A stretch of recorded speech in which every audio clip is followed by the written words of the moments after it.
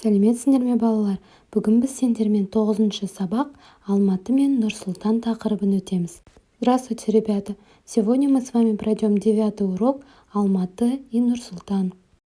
Кітап бойынша суретке қара. Посмотри на картинки в учебнике. Сұрақтарға жауап бер и ответь на следующие вопросы. Бірінші сұрақ. Первый вопрос. Алматы қаласы қандай аймақта орналасқан? В каком регионе расположен город Алматы? Екінші сұрақ. Второй вопрос. Алматыда жаз қандай болады? Жаңбыр жиі жауа ма? Как проходит лето в Алмате? Бывают ли частые дожди? Үшінші сұрақ. Третий вопрос. Алматының жазыны қыдыруға қолайлы ма? Ашық күндер көп пе, әлде бұлтты күндер көп пе? Какие дни больше в Алмате? Ясные или же облачные? Төртінші сұрақ, четвертый вопрос. Алматыда қыс қандай болады? Жылы ма, әлде салқын ба? Қар қалың жауа ма? Как проходит зима в Алмате? Теплая или холодная? В Алмате сильный снегопад? А теперь поставь видео на паузу, посмотри на картинки и ответь на вопросы. А теперь проверь себя. Примерно такие ответы у тебя должны выйти. Первый ответ.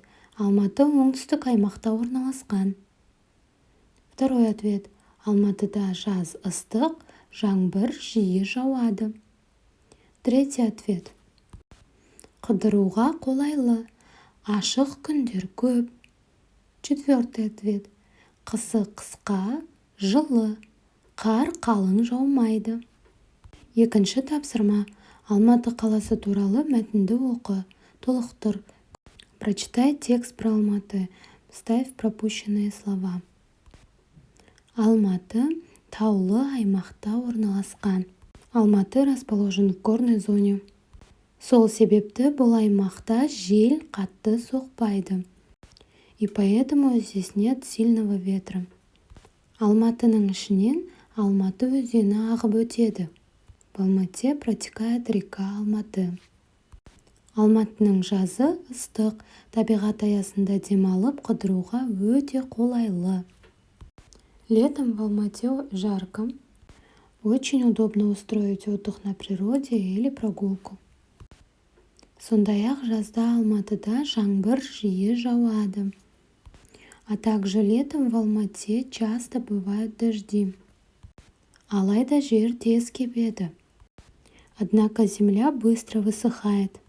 Бұл аймақта бұлтты күндерге қарағанда ашық күндер көбірек болады.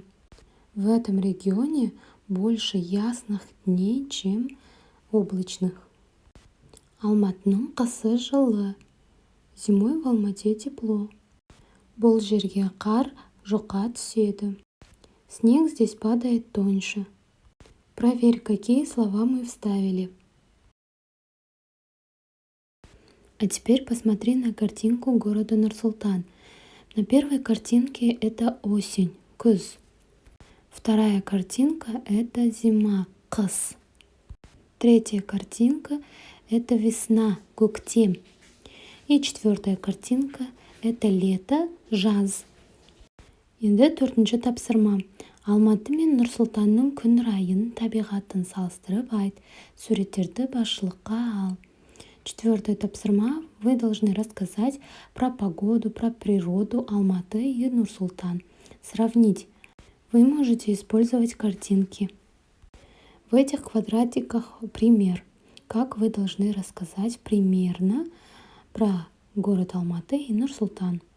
Менің білуімше, Алматы таулы аймақта орналасқан, ал Нұр-Сұлтан жазық далада орналасқан. Сол себепті Нұр-Сұлтан қаласының ауасы Алматыға қарағанда тазарақ болып келеді. Ребята, если вы заметили, тазарақ это уже сравнительная степень прилагательного. Вы обязательно должны его использовать. На прошлом уроке мы с вами говорили про сравнительную степень прилагательного и как добавлять окончание. Если вы забыли, можете пройти по этой ссылке и посмотреть. Менің ойымша Нұр-Сұлтан қаласына қарағанда Алматыда жел баяуырақ соғады. Өйткені Алматы таудың ортасында тұр. Бесінші тапсырма. Пятое задание. Суреттердің орнына тиісті сөздерді қойып, бірнеше құрап жаз. Первое. Алматы таулы аймақта орналасқан. Онда бұлтты күндер көп болады. Жаңбыр жиі жауады. Второе. Нұр-Сұлтан қаласы жазық далада орналасқан. Онда үнемі жел соғып тұрады. Қыста қалың қар жауады. Осымен біздің сабағымыз аяқталды. Келесі сабақта кездескенше сау бол. Спасибо за внимание. До свидания.